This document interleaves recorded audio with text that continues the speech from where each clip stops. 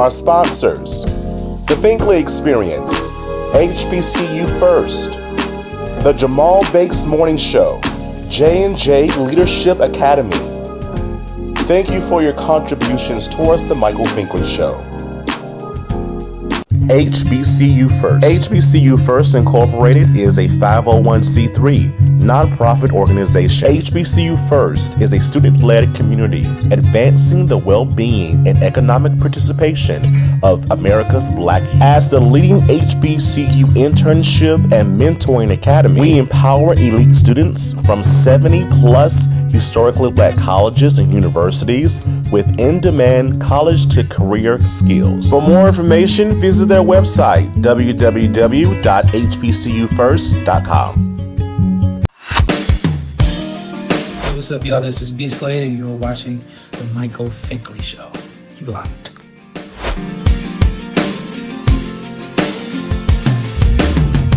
Next, Finkley. Author, speaker, and host CreativSoul is here. She talks about how she overcame her tragic ordeal.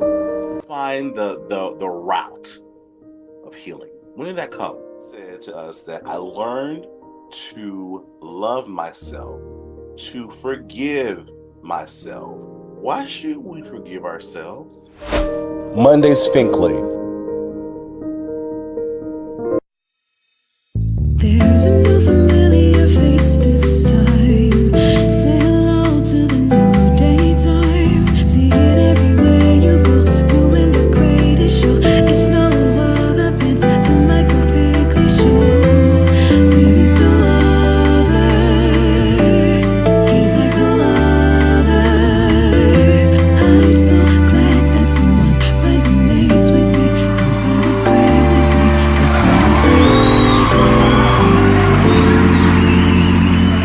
Welcome back to the Michael Finkley Show. And now, y'all, my next guest, I am super excited to be chatting with this creative being within herself. She's an author. She's a speaker. She's an overcomer herself, fam. She's none other than CreativSoul. How are you?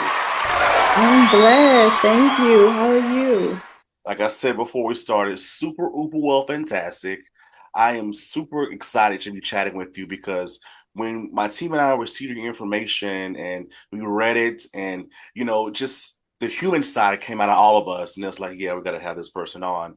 Definitely gotta have this person on because, first of all, you have a story that's relatable, I feel, in 2025, but not many people are talking about it because some may be ashamed or some may be feeling, oh, they're going to judge me in this way, and I'm not going to tell anything. So thank you for being one of the first to say, you know what? I went through it, but this is how I overcame. And so by looking at you, first of all, you're beautiful. That's Thank number one. you. And you. by looking at you, it's like, she ain't got no story. She ain't been through nothing. I don't look like what I've been through. That part. Come on. Come on. And we're so glad. But you do have a story, and it starts off where? Where does this story begin that you can remember? I first want to tell you thank you for having me on. I really appreciate it. I don't take this lightly. Very grateful for this opportunity. My story started when I was very young. I lived in a home where I saw abuse, with my father showing abuse to my mother. And then as I grew up, I had dealt with verbal abuse, emotional abuse. And then I actually started dealing with self-love. And we all know that when young girls are young and they may have their father or not have their father, but if they don't have that fatherly love, the hugs, the I love yous, because you can have the financial part of it, but you need to know in your heart that you're loved. And so when you don't see that or feel that, oftentimes young girls grow up with self-love issues and they grow up looking for love. And so that was my problem. I grew up looking for love in all the wrong places, getting in relationships with people that did not deserve me at all. I even been in rooms or in houses where I had friends that were going through domestic violence, and I was in the home and had to see them go through it as well. Fast forwarding to um, my healing journey, I had to make a decision. Do I want to continue to live in fear, deal with self-love issues, and live my life like this? Or was I going to take a stand for my own self and put me first? That's where it started, childhood. Wow, and to start so young and to see that in the home, what did you actually witness? Because sometimes, as a child, it can be kind of foggy at times. What did you actually witness that was taking place with your mom, and what did you actually experience yourself? So, my father was very controlling. He controlled a lot of different things. So, who my mom spoke to, um, who I could talk to, what church I was supposed to go to. Um, there was some physical altercations with him toward my mother. There was verbal altercations, making her feel like she was less than, she wasn't capable of doing things. And then as I got older, I started experiencing it like if you didn't make the same amount of money that he made, you wasn't good enough. If you didn't have the materialistic things, you wasn't good enough. So I grew up in a home where the finances was more important than anything else. If you had the nice car, the nice house, the glamorous things, that was what's important. Now, we all know it takes money to survive. We all know that. However, God comes first.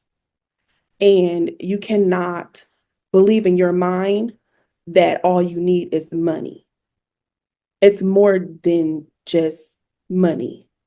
And so navigating through that was very difficult because here I am trying to focus in school.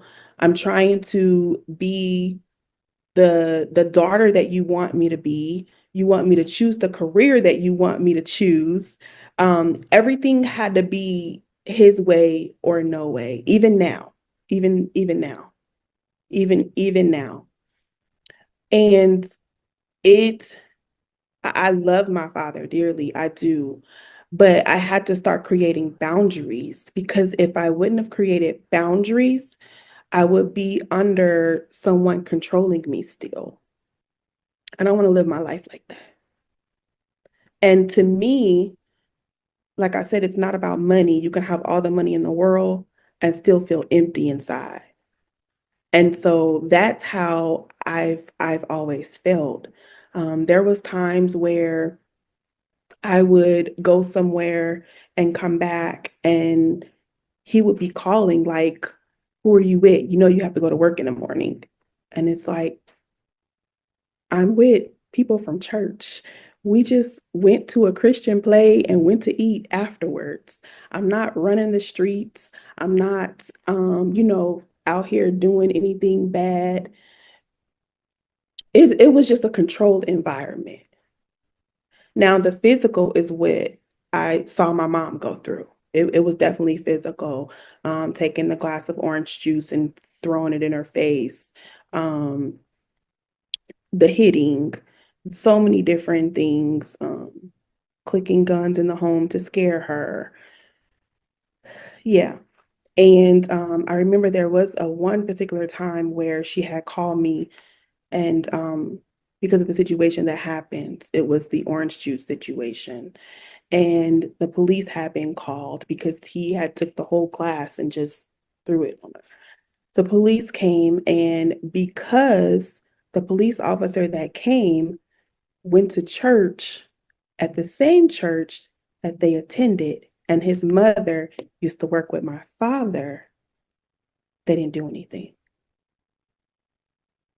So it was always somebody that knew him or he knew how to do certain things where there wasn't marks shown and then nothing ever happened.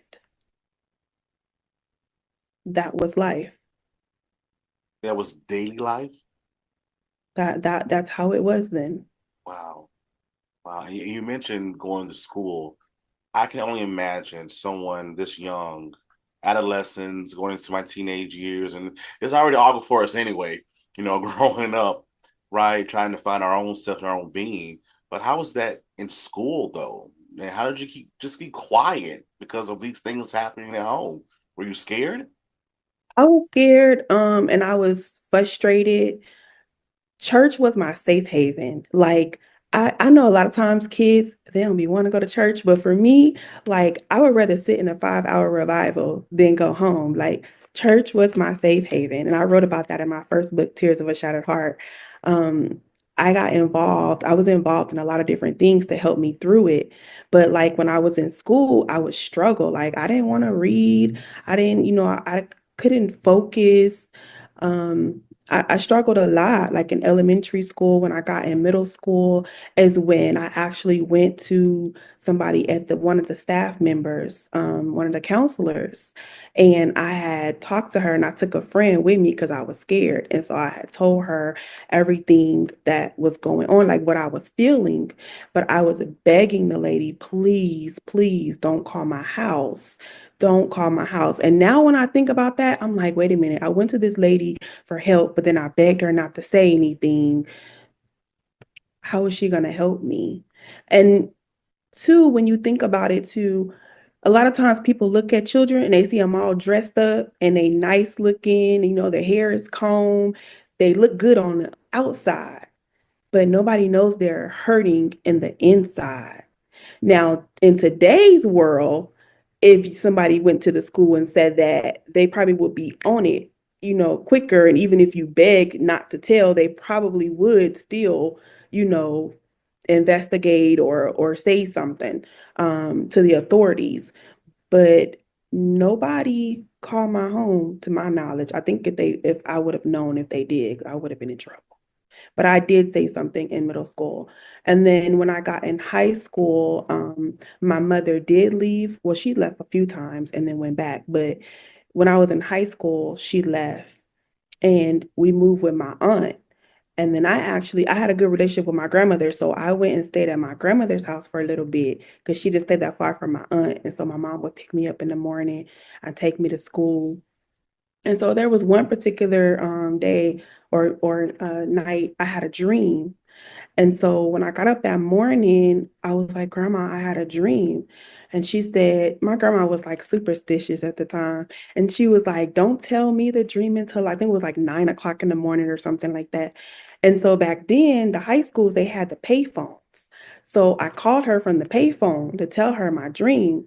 And in the dream, my mom was packing to go back to my dad. And so it wasn't too much longer after that.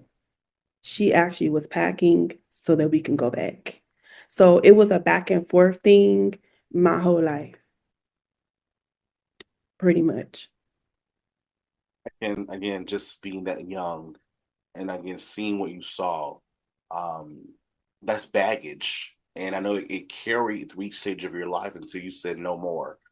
How was dating for you during this time? What were your relationships like in carrying all of this from your childhood? But my dating life was not so great because here it is. I'm dealing with self-love issues. I don't know who I am. I don't really know how to love. Um, My mom would always tell my sister and I that she loves us, and she would text us every morning too and say, I love you, and send us hearts and stuff. I knew my mom loved us, and I believe my dad loves us too. He just doesn't know how to love in the proper way. I think his is when you haven't dealt with your own trauma, you love people in a different way. But going back to the story, my dating life was not great. I was accepting things that I didn't have to accept. I was getting in relationships with people that my first relationship, he ran the streets.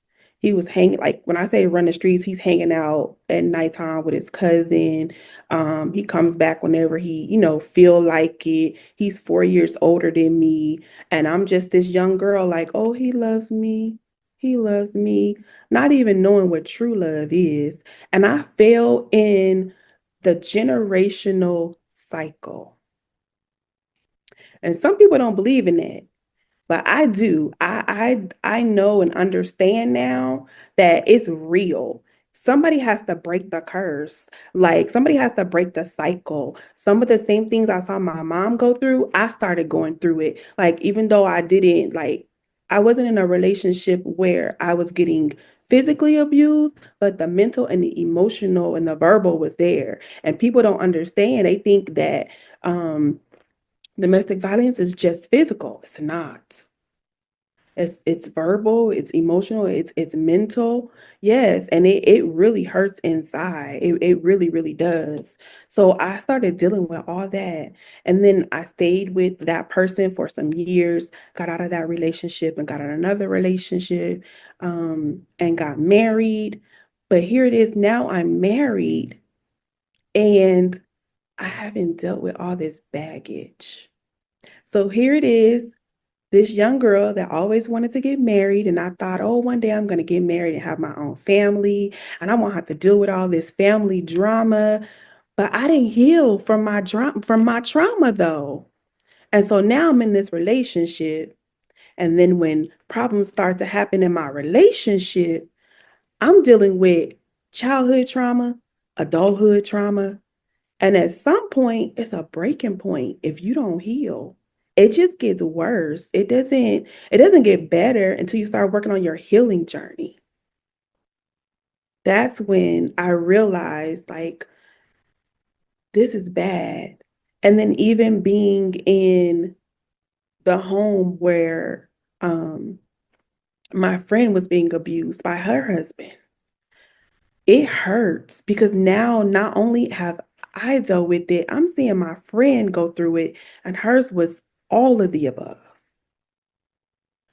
So I just tell people you got to learn to love yourself because if you don't, those traps, you will fall for anything. Loving you is so important. I found out so much about myself on this healing journey. It's been amazing. And that's the best part. I feel that the sun will shine again, right? We go through our midnights when mornings due at any point. We don't know when it's going to happen, but morning has to come. And we're going to talk about your morning of healing when we come back. Big Bam, back up.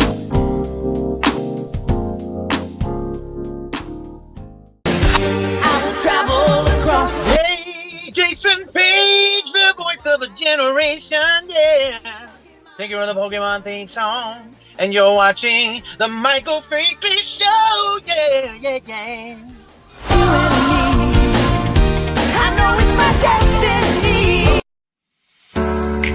Hello, everybody. It's Finkley from the Finkley Experience. We're an educational consulting firm that specializes in first-generation education.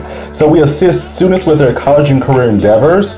We train school administrators on the state of first-generation students. And also, we partner with colleges and universities to assist their first-generation population for easy transition from high school to college. So if you're looking for a presenter or a speaker that presents on these topics and so much more, visit our website at thefinkleyexperience.com and learn about all that we do.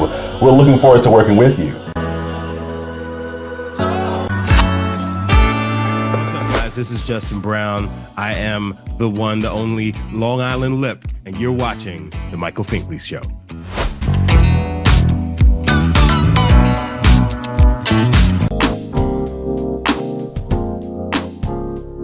Fam, welcome back. And I'm chatting with the creative soul herself. And I'm just definitely, the story is, again, relatable, but I definitely love the realness and authentiveness that you bring to it, just being real about it because it happened, right? It happened. This is how it happened. But you know what? This is how I'm healing. This is Yeah. how I'm healing from because it didn't break me. This is how I'm healing. This is the good part for me. This is the good part. Even though all that was necessary for us to get to this point. We didn't understand it back then, but it was necessary to get us to the healing aspect. When did you find the route of healing? When did that come? So my mom passed a little bit over 2 years ago. And thank you. When that happened, she passed from multiple myeloma. And when she passed, it was hard. And so now I don't have my mom. And then I'm still dealing with things that my dad is doing. So now I gotta make a decision that family probably won't agree with, friends probably won't agree with, church probably won't agree with, but I gotta save me, right? So I just took a step back, and I always prayed, but now I'm praying and I'm asking God to help me to get through this. Like, help me to get through losing my mother and being able to navigate through this, but also help me to learn to forgive. And I started praying for my father in a different way, like praying for his mind and praying for his healing, praying that he will get the help that he needs so that he can heal from his trauma so that he can stop hurting other people, right? And so I'm going through this journey. And I mean, I would talk to family a little bit, but I really just took time for myself. And I had started writing my book, Tears of a Shattered Heart. This was, I actually started writing it during COVID. I wrote a little bit and I put it down and then pick it back up. Now I have all this time where I'm trying to figure me out, get myself together. I started writing. That's what helped me. My godmother used to tell me, everything that you're going through, you're going to help somebody one day. And I used to be like, I can't help my own self. Who am I going to help? And she would say, you're going to help somebody. You're going to be helping people one day. That you're going through this, but you're going to, and she would just keep encouraging me. And I'd be like, yay, me. Like, why I got to go through this? Now I know and I understand, and I'm walking in my purpose. I just started writing the book, and I said, I'm going to write this book and I'm going to help other people through my story. And I said, there's times where I want to give up on life. If I can save somebody from jumping off a cliff or hurting themselves or whatever they're thinking in their mind that's negative, if I could turn that into a positive, my job is done. So I thought I was just going to write this one book, right? And then after I wrote the book, um, I had this interview. And after I had this interview, someone was having a women's conference. And they contacted me and said they wanted me to come and speak on vision boards. Vision boards are big for me because I started doing vision boards and it started helping me through my healing and accomplishing my goals. So I'm like, this is great. So I went, had the speaking engagement, talked about walking in your purpose, and I thought that was it. But after that, I kept writing. And so now I started using everything that I went through to help somebody else. So I said, okay, I want to teach children self-love because I dealt with self-love. What better way to do that than to do affirmation coloring books? Kids love to color. So I came out with Wonderfully Made Affirmation Coloring Book for little girls. Then I created Fearfully Made Affirmation Coloring Book for the boys. And then after that, I decided I wanted to do a podcast. And I was like, I still want to help people. There's people out there that have these stories. They could really be telling their stories of their pain and how they got to their purpose so that they can help God's people. I said, I want my own show one day. What better way to do that? I started the podcast called Pain to Purpose, and it just took off from there. And then my latest book, Granny's House, I wrote Granny's House to show the love that a grandmother has for her grandchildren, which is my mother. Um, that inspired me to write the book. But I wrote that one and I've just been writing. It's been helping me through my healing journey, praying, listening to motivational talks, um, just the self work, the inner work Therapy. Let me make sure I don't forget about that because so many people in the community is against therapy. But I tell people therapy is just like going to see a primary care doctor, okay? If you're going through something and you go to your primary care doctor, they're going to tell you if you have diabetes, they're going to tell you what medicine to take. When you go to it, the Lord bless us with therapists for a reason. It's okay. It does not mean that you're crazy. You just need some help to navigate, to learn to navigate through your situation. It's okay. That's So, okay. Yes, that's yeah. normal. So through prayer and my I have my playlist for my gospel music that help me through it and listening to certain sermons, some certain people that do inspirational talks and my podcast and writing that's what has been helping me. And I'm still healing. You don't heal overnight, especially when you've been through so much trauma. But every day you get 24 hours to renew your mind, to do something new, to better yourself and be a better you than you were the day before. And so that's what I'm doing. Just working on me and it's helping me through my healing journey. Love it. Oh, and you know what? I love the way you said this too, because so many people they don't understand it at times. And it took me a while to get as well. But as an adult, I'm like, I get it. When we say that, we start our healing process, it could be a continuous thing, right? I am still in the process of, right? And like you said, that's okay. That's okay as long as first of all, getting myself together because it starts with me. And what I learned about the process in that is that the process is for me.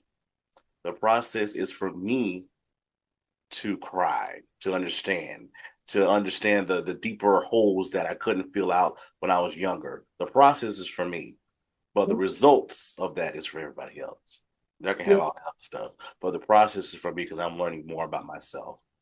You said, as you wrote to the show, you said to us that I learned to love myself, to forgive myself. Why should we forgive ourselves? It's not your fault. Now, I will say, like when you're a child and you're going through things and you have trauma from childhood, it's not your fault. Now, as I got older, I made some mistakes that I should not have made. I've done some things that I am not proud of, right? I've asked God for forgiveness, but even as God forgives me, I have to forgive myself so that I can continue to grow. You can't hold on to what you did and still grow. So, to be a better you, forgive yourself for what you did wrong.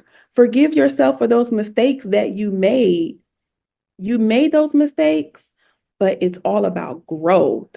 It becomes a problem when you keep making those mistakes. But when you change your mind, when you change your thinking, and you know that you can be a better you and just work on that, you're okay. It's okay. Okay, okay. I love that because you're creating your own space. You're creating your own paradise, your own peace at during that time as well. And understanding that you said it's okay. And you got to It's create okay. boundaries too. Ooh, Boundaries are important. Definitely got to create boundaries because if you don't create boundaries, people that hurt you will continue to hurt you. And sometimes you have to love people from afar. It's okay. what's your relationship with your father like today? We don't have a great relationship, and he still tries the control tactics sometimes. And so for me, I choose to just step back. When you're ready to work on your own healing and respect me, because people say, well, his thing is the Bible says, honor thy mother and thy father. I said it does, but it also says, do not provoke thy children. And if I'm not disrespecting you, I haven't done anything wrong. Now, I'm not going to say I've never done anything wrong. I will not say that because I've said things back. Now I'm learning that I don't have to always like respond or I don't have to give you the response that you want. And sometimes people, they'll take a negative response or a positive one. They just want you to respond. I don't have to respond at all. And they say the saying, if you don't have anything good to say, don't say anything at all. Sometimes you just have to stay quiet on certain things when you've expressed how you felt and the person or the people are still treating you a certain way, then you just continue to work on your healing process, step back, create those boundaries, and just stick to it. That's the only thing that you can do, and pray for the people that are not working on their healing. Um, Maybe one day we will be able to have that father and daughter relationship. But the thing is, for me, when I was younger, I was wanting that a certain type of love from my father. And then as I got older, I was still wanting that same love, right? Not understanding that God loves me. Even when I don't love myself, even when the person next door don't love me, God loves me. And as long as I do what I'm supposed to do for God and his people and treat people right and honor him, he got me. So I can't be worried about if the next person love me or not. I can't worry about that anymore. I can't. We can't. Life's too short. Mhm. Not my Life's too battle. short. Not my battle. It was never my battle. I just didn't understand it that way. But like Yolanda Adams says, it's not my battle, it's the Lord. So it's in the Lord's hands. I still pray for him. I love him dearly. And I pray that he gets the healing that he needs so that he can stop hurting other people. Either on this side or the other side, it's going to happen. Because my best friend said our words are listening to us, so it has to happen. Our words have power behind them, so it has to happen. It's going to happen. Like I said, on this side or the other side. The conversation, I know that after this show, the conversation will continue far after the show airs. But how can others reach out to you and even purchase your books? And how can we listen to your amazing podcast, Pain to Purpose? So my podcast, Pain to Purpose, is pain the number two purpose. It's on YouTube, so you can follow me over there. You can also email me at creativesoul.business@gmail.com, and it's creative without the E at the end. You can reach me on Facebook. On Facebook is Creative Soul hyphen Pain to Purpose podcast. And you can purchase my books on Amazon. I have Tears of a Shattered Heart. I have Granny's House, um, Wonderfully Made Affirmation Coloring Book, and I have Fearfully Made Affirmation Coloring Book, and they're all on Amazon. I also have a website. It is www.paintopurposepodcast.com. And you can also go on there and see the t-shirts and tumblers and the books on there as well. I have a song that was created just for me that I got to be a part of and do a video shoot. And it is called How to Heal, How the number two heal, and it's on all platforms. All right, you're staying busy, y'all, because again, there's a message behind the journey. So thank you for sharing the hardships, the good times, the bad times, and of course, the healing of it all for us as well. Thank you so much. Thank you for having me. You are so welcome. And Think Fam, thank you for watching as well. And remember to always pursue your dreams. Have a good one.